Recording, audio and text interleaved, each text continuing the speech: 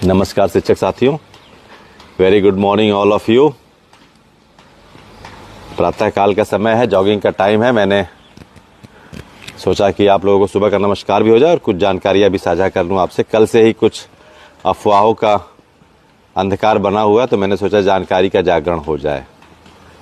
तो इसी क्रम में मैं आज दो जो अफवाहें चल रही हैं, एक तो चल रहा है कि पिटीशन की संख्या कितने स्टेट्स ने फाइल किया रिव्यू पिटीशन, और कुल कितने पिटीशन हैं, और उत्तर प्रदेश सरकार के पिटीशन का जो भी कंप्लीशन वो हुआ कि नहीं, और संगठनात्मक जो कुछ चीज़ें अफवाहें कल चल रही थी। तो मैं बारी बारी इन तीनों चीज़ों पे आऊँगा। पहला, कल हमारे जो जिला उपाध्यक्ष राजेश सिंह टोनी जी ने आपको जो जानकारी दी है, बहुत सही सटीक जानकारी उन्होंने दी है।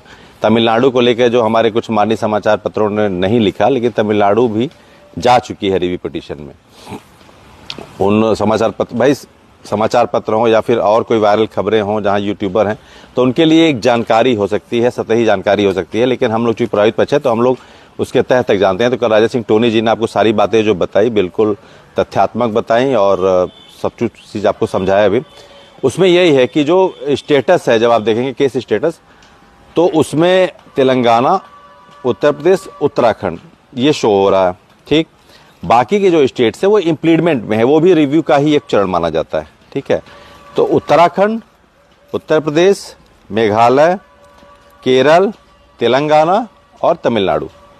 ठीक है, तो ये बाकी के जो स्टेटस अगर आप देखेंगे सुप्रीम कोर्ट के उस पर जाके, तो वो इम्प्लीमेंट में दिखाएंगे, और 3 केस आपके तेलंगाना, उत्तराखंड, यूपी का दिखाएगा, वो भी रिव्यू में ही है।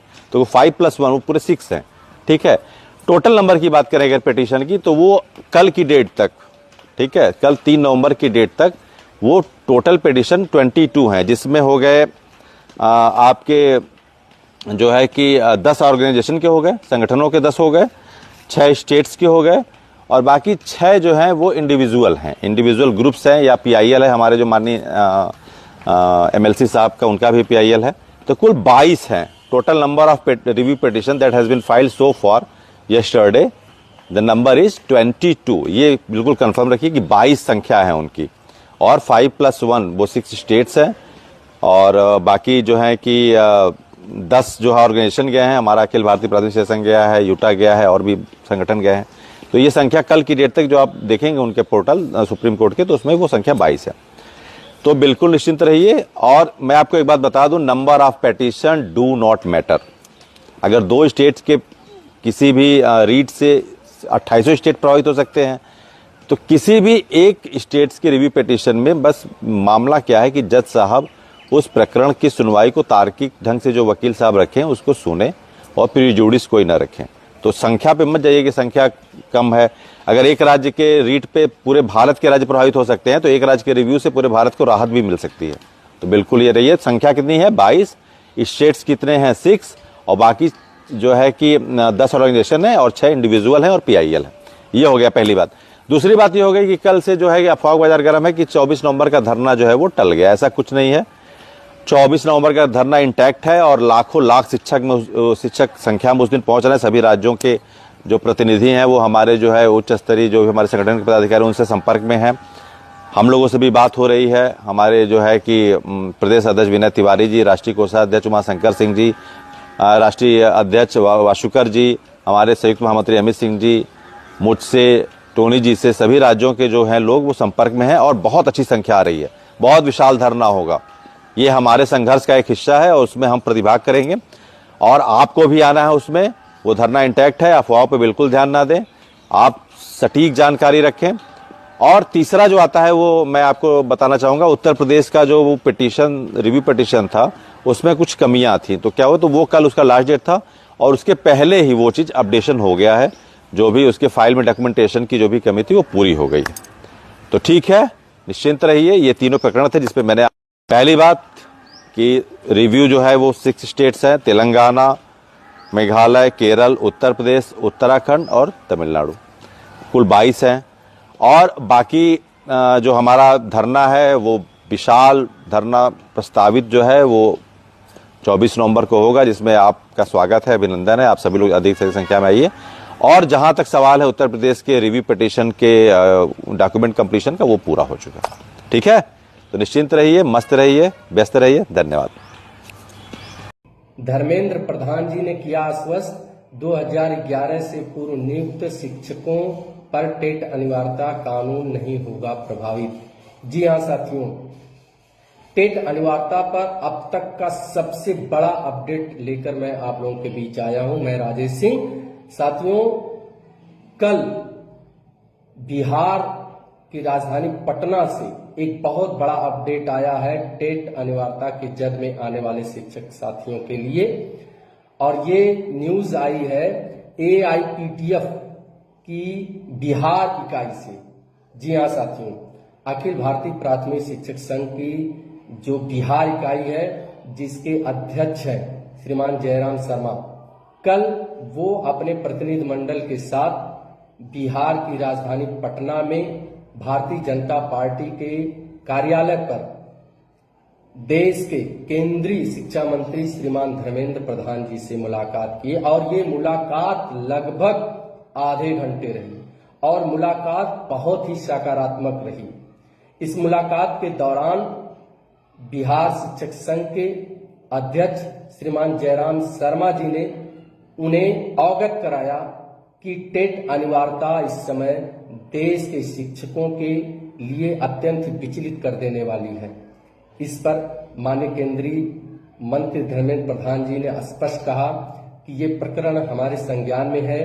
अखिल भारतीय प्राथमिक शिक्षक संघ AIPTF के राष्ट्रीय अध्यक्ष श्रीमान बासवराव गुरकर जी और AIPTF अखिल भारतीय प्राथमिक शिक्षक के महासचिव श्रीमान कमलाकांत त्रिपाठी जी, दोनों लोग इस मुद्दे पर हमसे मिल चुके हैं और इस मुद्दे पर हमारी उनसे चर्चा हो चुकी है, और सरकार और विभाग दोनों ही इस पे बहुत गंभीर है, और हम लोग इस दिशा में हैं, इस पर विचार कर रहे हैं कि जैसे ही बिहार चुनाव समाप्त होता है, केंद्रीय स्तर पर मंत्रिमंडल में एक प्रस्ताव लाकर टेट अनिवार्यता के जद में आने वाले 2011 के पूर्व नियुक्त शिक्षकों को उससे मुक्त रखा जाएगा।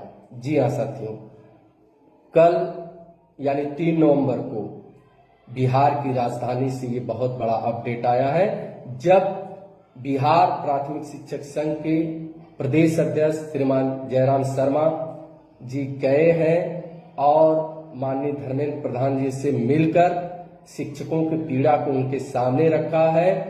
तो माननीय धर्मेंद्र प्रधान जी ने बहुत ही स्पष्ट तरीके से इस पर अपनी और सरकार की मंशा को बताया है। तो हम पहले से कह रहे थे साथियों कि हमारी टीम लगी है, हमारी टीम विधायी से लेकर विधिक लड़ाई में एकदम आगे चल रही है और समय समय पर आपको उसको अपडेट कराया जा रहा है।